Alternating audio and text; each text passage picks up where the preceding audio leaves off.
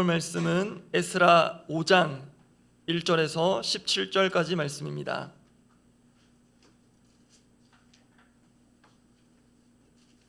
에스라 5장 1절에서 17절 끝절까지입니다. 에스라 5장 1절에서 17절까지 말씀, 제가 먼저 5장 1절 읽습니다. 선지자들 곧 선지자 학개와 iddo의 손자 스가랴가 이스라엘의 하나님의 이름으로 유다와 예루살렘에 거주하는 유다 사람들에게 예언하였더니, 이에 스알디엘의 아들 수룹바벨과 요사닥의 아들 예수아가 일어나 예루살렘에 있던 하나님의 성전을 다시 건축하기 시작하매 하나님의 선지자들이 함께 있어 그들을 돕더니, 그때 유브라데강 건너편 총독 다뜨네와 스달보스네와 그들의 동관들이 다 나와 그들에게 이르되, 누가 너희에게 명령하여 이 성전을 건축하고 이 성곽을 마치게 하였느냐 하기로, 우리가 이 건축하는 자의 이름을 아뢰었으나 하나님이 유다 장로들을 돌보셨으므로 그들이 능히 공사를 막지 못하고 이 일을 다리오에게 아뢰고 그 답장이 오기를 기다렸더라. 유브라데강 건너편 총독 다뜨네와 스달보스네와 그들의 동관인 유브라데강 건너편 아바삭 사람이 다리오 왕에게 올린 글의 초보는 이러하니라. 그 글에 일렀으되, 다리오 왕은 평안하옵소서. 왕께 아뢰옵나이다. 우리가 유다도에 가서 지극히 크신 하나님의 성전에 나아가 본즉 성전을 큰 돌로 세우며 벽에 나무를 얹고 부지런히 일함으로 공사가 그 손에서 형통하옵기에 우리가 그 장로들에게 물어보기를, 누가 너희에게 명령하여 이 성전을 건축하고 이 성곽을 마치라고 하였느냐 하고, 우리가 또 그 우두머리들의 이름을 적어 왕에게 아뢰고자 하여 그들의 이름을 물은즉, 그들이 우리에게 대답하여 이르기를, 우리는 천지의 하나님의 종이라. 예전에 건축되었던 성전을 우리가 다시 건축하노라. 이는 본래 이스라엘의 큰 왕이 건축하여 완공한 것이었으나 우리 조상들이 하늘에 계신 하나님을 노엽게 하였으므로 하나님이 그들을 갈대아 사람 바벨론 왕 느부갓네살의 손에 넘기심에 그가 이 성전을 헐며 이 백성을 사로잡아 바벨론으로 옮겼더니, 바벨론 왕 고레스 원년에 고레스 왕이 조서를 내려 하나님의 이 성전을 다시 건축하게 하고, 또 느부갓네살이 예루살렘 하나님의 성전 안에서 금, 은 그릇을 옮겨다가 바벨론 신당에 두었던 것을 고레스 왕이 그 신당에서 꺼내어 그가 세운 총독 세스바살이라고 부르는 자에게 내주고, 일러 말하되, 너는 이 그릇들을 가지고 가서 예루살렘 성전에 두고 하나님의 전을 제자리에 건축하라 하매, 이에 이 세스바살이 이르러 예루살렘 하나님의 성전 지대를 놓았고 그때로부터 지금까지 건축하여 오나 아직도 마치지 못하였다 하였사오니. 17절 함께 읽습니다. 이제 왕께서 좋게 여기시거든 바벨론에서 왕의 보물 정각에서 조사하사 과연 고레스 왕이 조서를 내려 하나님의 이 성전을 예루살렘에 다시 건축하라 하셨는지 보시고, 왕은 이 일에 대하여 왕의 기쁘신 뜻을 우리에게 보이소서 하였더라. 오늘 본문은 상당 기간 중단되었던 성전 재건 공사를 다시 재개하는 이야기입니다. 그리고 안타깝지만 대적들 역시 방해 공작을 재개합니다. 그 결과 재개된 성전 재건 공사를 계속 이어가게 될지 또다시 한번 공사가 중단될지는 내일 본문에서 확인됩니다. 오늘 매일성경 큐티 책자의 제목이 다시 시작하는 사람들입니다. 그런데 어제에 이어서 오늘도 제가 괜히 제목에 딴지를 거는 건지는 모르겠습니다. 말씀을 묵상하면서 저는 다시 시작하는 사람들이라는 제목을 이렇게 바꾸면 좋을 것 같습니다. 다시 시작하게 하시는 하나님, 다시 시작하게 하시는 하나님. 역사의 주인이신 하나님께서 중단된 성전 재건을 다시 시작하게 하셨다라는 것이 역사적 사실이자 오늘 본문의 핵심 메시지이기 때문입니다. 그래서 여기에 입각하여 본문을 살펴보고 함께 기도하고자 합니다. 다시 시작하게 하시는 하나님, 그 첫 번째는 사역의 의미를 부여해 주시다입니다. 다시 성전 재건 공사를 시작하게 하시는 하나님, 그 첫 번째는 유다 백성들에게 사역의 의미를 부여해 주시는 하나님, 사역의 의미를 부여해 주시다입니다. 그 사역이란 성전 재건 공사를 가리킵니다. 중단된 성전 재건 공사를 다시 시작하게 하신 분은 분명 하나님이십니다. 이 점을 확인할 수 있는 구절이 오늘 본문 에스라 5장 1절 2절 말씀입니다. 제가 읽어드립니다.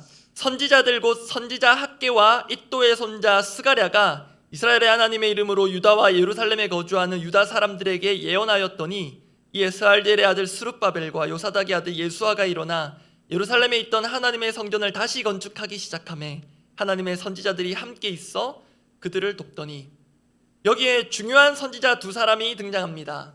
성경의 분류상 소선지서의 제목이기도 한 학개 그리고 스가랴 선지자입니다. 보시는 대로 포로기한 공동체가 성전 재건을 완수할 수 있도록 하나님께서 세우신 선지자가 학개와 스가랴입니다. 특히 지금 이 대목에서 매우 중요한 점이 있습니다. 그것은 성전 재건 중단이라는 이 난맥 상황을 풀어간 실마리가 하나님으로부터, 하나님의 말씀으로부터 시작되었다는 것입니다. 사실 성전 공사가 중단되었던 현실적인 이유는 외부의 대적들의 방해 때문이었습니다. 어떤 면에서는 민족 간의 시샘과 갈등이기도 했고, 한편 정치적으로 엮인 문제이기도 했습니다. 그러면 그러한 측면들에서 접근법 내지는 해법을 찾을 수도 있었을 것입니다. 그런데 하나님은 소위 전공법을 택하십니다.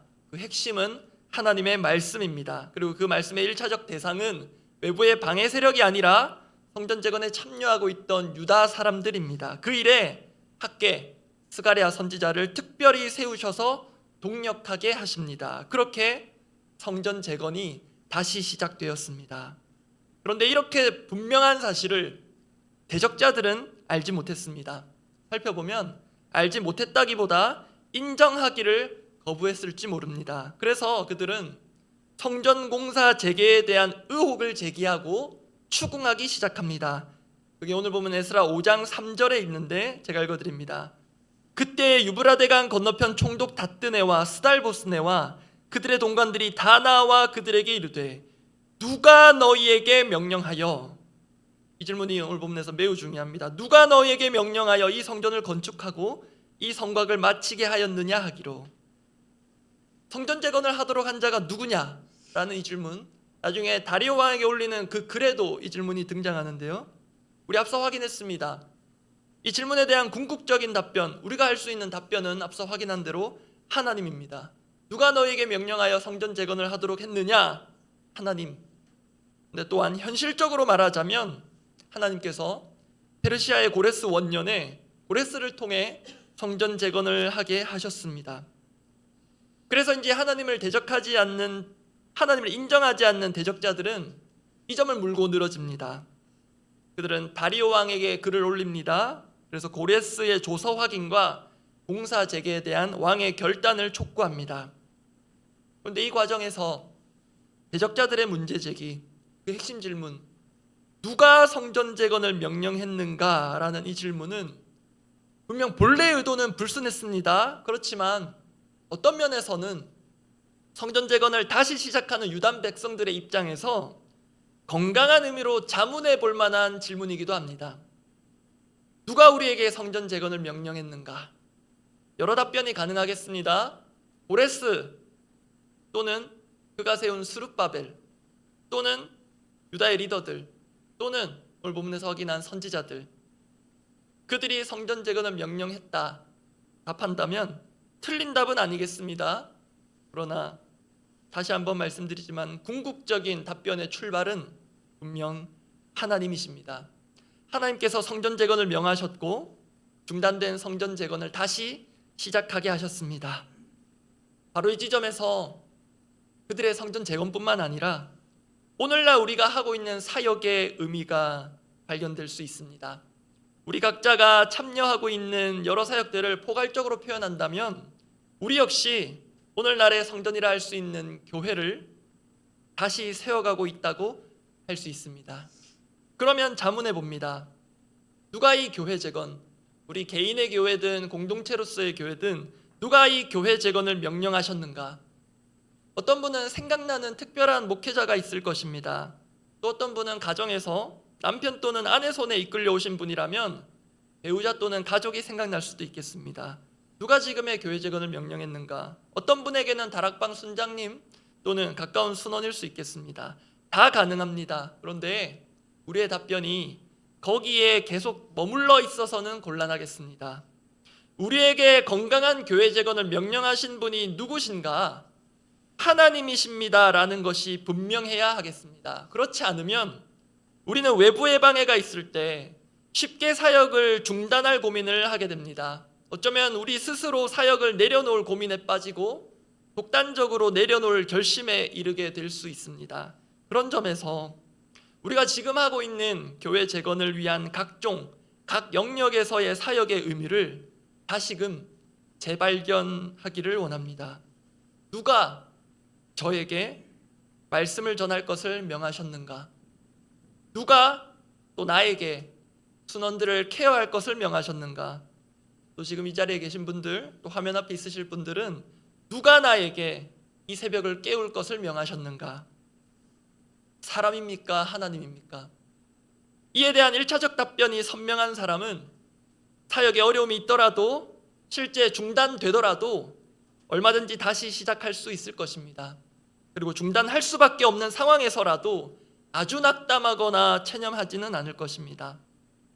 여러분, 사역이라는 말을 한자 그대로 단순하게 풀면 시킨 일 이렇게 됩니다. 그래서 사역자는 거창해 보이지만 시킨 일을 하는 사람입니다. 그러면 누가 시킨 것입니까? 하나님이 시킨 일입니다. 이렇게 하나님께서 시키신 일을 하는 사람이라는 의미에서 사역자라는 다소 고상해 보이는 말을 대체할 수 있는 생생한 표현이 오늘 본문에 등장합니다. 성전 공사를 막으려는 자들이 다리오 왕에게 올린 글 가운데 유다의 장로들을 취조하는 듯한 대목이 있습니다. 그 대목에서 나오는데요, 에스라 5장 9절에서 11절 말씀 제가 조금 속도감 있게 읽어드립니다. 우리가 그 장로들에게 물어보기를 누가 너희에게 명령하여, 이 중요한 질문 또 나오죠. 누가 너희에게 명령하여 이 성전을 건축하고 이 성곽을 마치라고 하였느냐 하고 우리가 또 그 우두머리들의 이름을 적어 왕에게 아뢰고자 하여 그들의 이름을 물은즉 그들이 우리에게 대답하여 이르기를 우리는 천지의 하나님의 종이라. 이게 지금 대화의 맥락에서는 일종의 동문서답 같기도 합니다. 대적자들이 우두머리들의 이름을 물었는데요, 그 첫 대답이 이렇습니다. 우리는 천지의 하나님의 종이라. 그래서 더욱 주목할 만합니다. 하나님께서 시키신 일을 하는 사람을 뜻하는 그 사역자의 또 다른 이름이란 하나님의 종입니다. 사역의 바른 의미를 알면 그 사역을 하는 자신의 바른 정체성을 가질 수 있는데요, 우리 모두의 공통된 정체성, 종입니다. 우리도 마찬가지로 천지의 하나님의 종입니다라는 고백을 동일하게 하기 원하고 또 그렇게 실제로 지금 살아가고 계실 것입니다.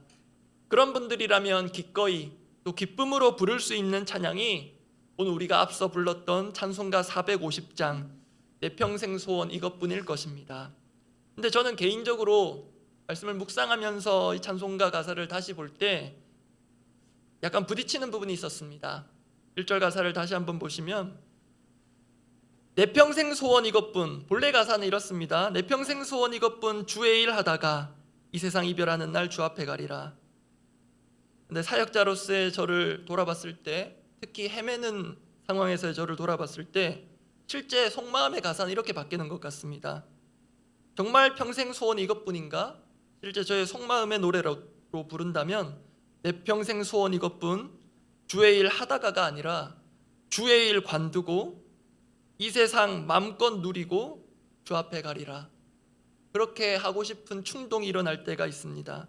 5절도 부딪힙니다. 5절은 이렇게 부딪힙니다. 살같이 빠른 광음을, 원래 가사는 주 위의 악기새인데요, 날 위의 악기새로 바뀌려고 할 때가 있습니다.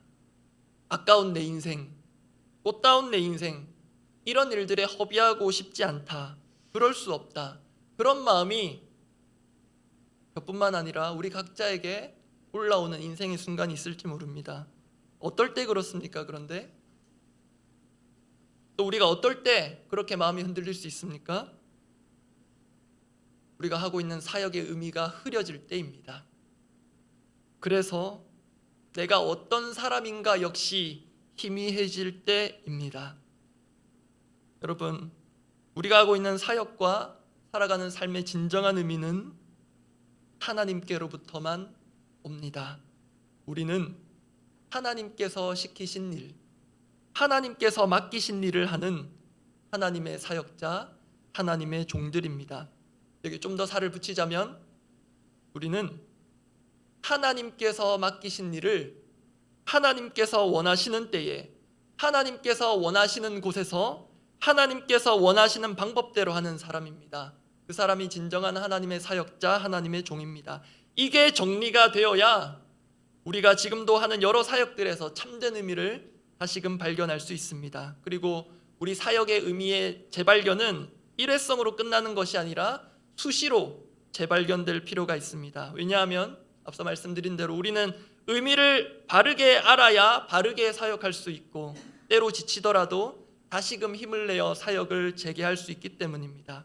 그렇게 하나님께서 우리 각자에게 부여해 주시는 우리 삶의 또 사역의 의미를 다시금 재발견하고, 꼭 연말이 가까우면서 지치고 더뎌진, 꼭 중단된 영역들이 있다면 다시 시작하게 하시는 하나님을 경험하기 원합니다. 두 번째입니다. 다시 시작하게 하시는 하나님. 두 번째, 사역의 동력을 공급해 주시다입니다. 다시 시작하게 하시는 하나님, 먼저는 사역의 의미를 부여해 주시고, 두 번째는 사역의 동력도 공급해 주시는 하나님이십니다. 시간 관계상 상대적으로 간단하게 살펴볼 텐데요, 우리 하나님은 어떤 추상적인 의미만 부여해 주시는 분이 아닙니다. 의미 있고 그래서 가치 있는 사역을 지속해갈 동력도 공급해 주십니다. 그 구체적인 방식 중에 하나가 오늘 본문에서 확인되는데요, 돌보심입니다. 오늘 보면 에스라 5장 5절 말씀입니다. 5장 5절 말씀을 함께 한번 읽어보겠습니다. 하나님이 유다 장로들을 돌보셨으므로 그들이 능히 공사를 막지 못하고 이 일을 다리오에게 아뢰고 그 답장이 오기를 기다렸더라. 그런데 여기에 한글 성경은 히브리 원문이 다소 의역이 되어 있습니다. 제가 괄호 안에 넣어서 히브리 원문을 직역해 두었는데요, 이렇게 됩니다. 하나님의 눈이 유다 장로들에게 있었으므로. 하나님의 돌보심에 대한 생생한 묘사입니다. 하나님은 이렇게 당신의 일을 맡기시고 그 다음은 알아서 하도록 내버려 두지 않으시고요, 눈을 맡은 자들에게 두십니다. 이 눈은 감시와 감독의 눈이 아닙니다. 실제적인 방해로부터 보호하시고 돌보시는 관심의 시선입니다. 거기로부터 우리 사역을 계속 이어갈 동력이 나옵니다.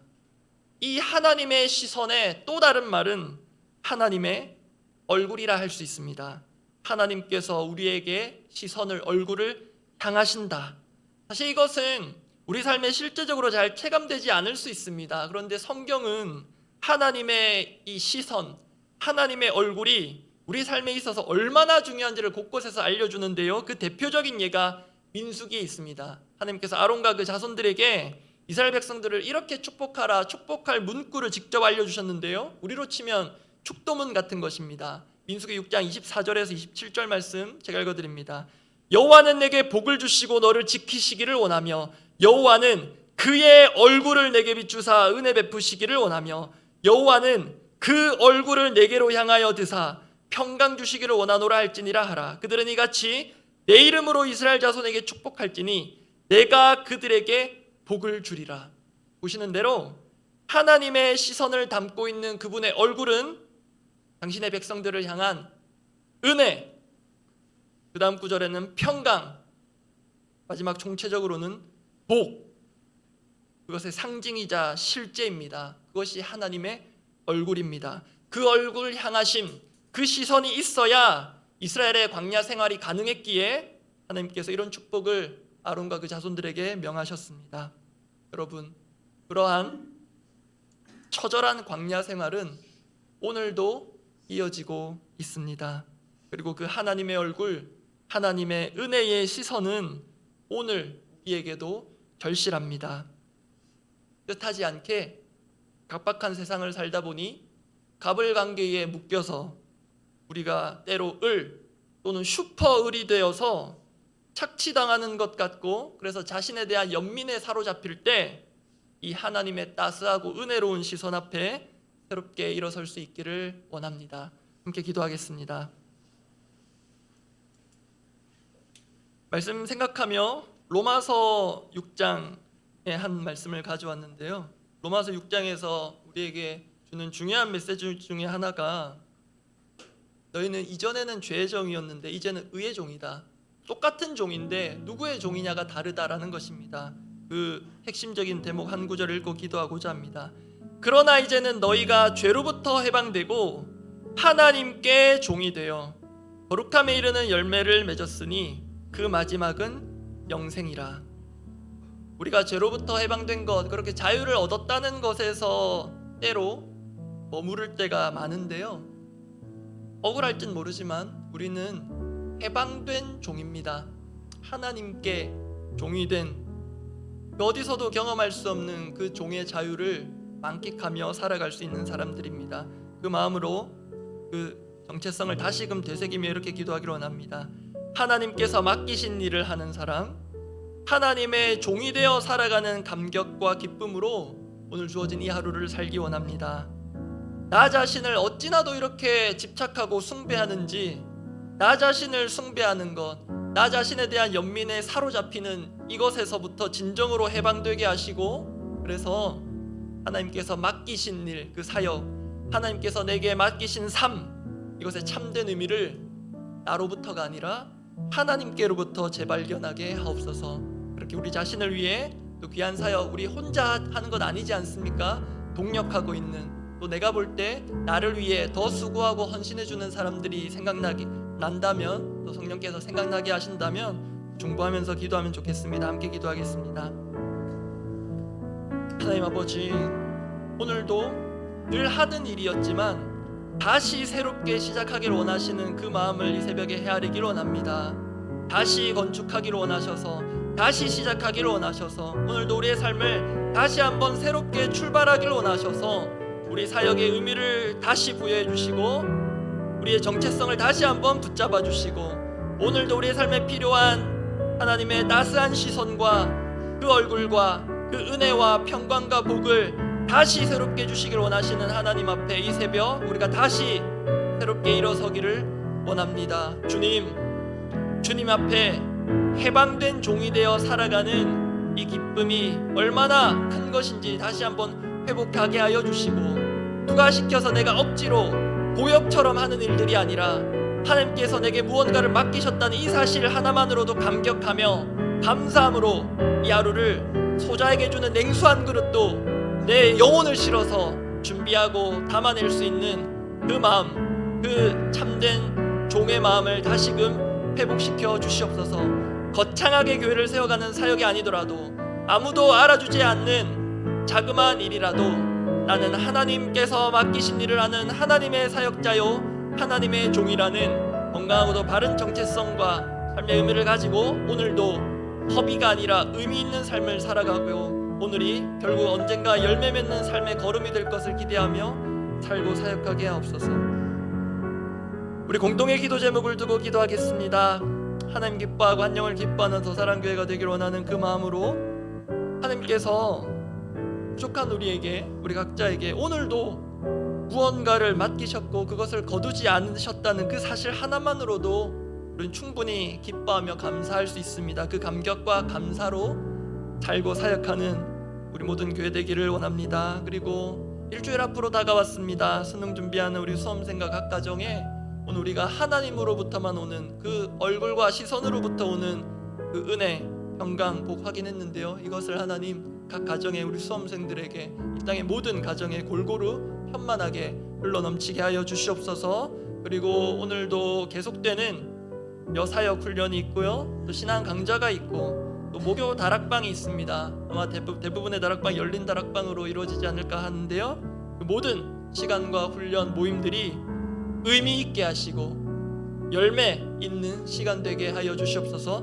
늘 해오는 몇 주째 진행되는 시간들이지만 오늘 다시 한번 새롭게 의미를 발견해서 다시 시작하는 듯한 그런 생동감 있는 모임과 훈련과 시간들이 되도록 위해서 기도하고 각자 기도하고 돌아가시기 바랍니다. 기도하겠습니다.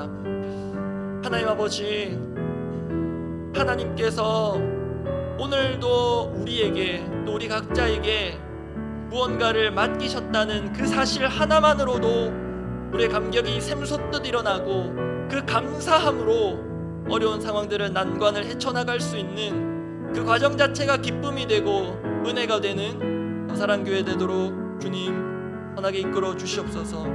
주님, 일주일 앞으로 다가온 수능, 사실 수능 이전에도 여러 수시, 실기, 면접, 여러 준비로 수고한 우리 수험생들, 그리고 수험생 이상으로 마음 졸이며 뒷바라지 하는 우리 부모님들, 우리 각 가정들 주님 긍휼히 여겨주시고 나라에서 정한 시험과 그 평가, 그 숫자와 등급에 자신의 가치를 따라가지 않도록 주님 그것으로 매겨질 수 없는, 숫자로 매겨질 수 없는 그 고유한 정체성과 가치를 다시 한번 굳게 붙드는 시간들 되게 하시고 이 남은 일주일을 하나님 안에서 의미 있게 거룩하게 보내는 구별된 가정들로 세워주시고 이 땅의 모든 수험생의 가정들이 하나님 자신의 삶을 비관하며 자신의 노력의 산물의 결과를 보고 좌절하고 낭망하는 그런 어둠의 골짜기에 빠지지 않도록 주여 들어주시고 생명의 길로 이 땅을 이끌어 주시옵소서.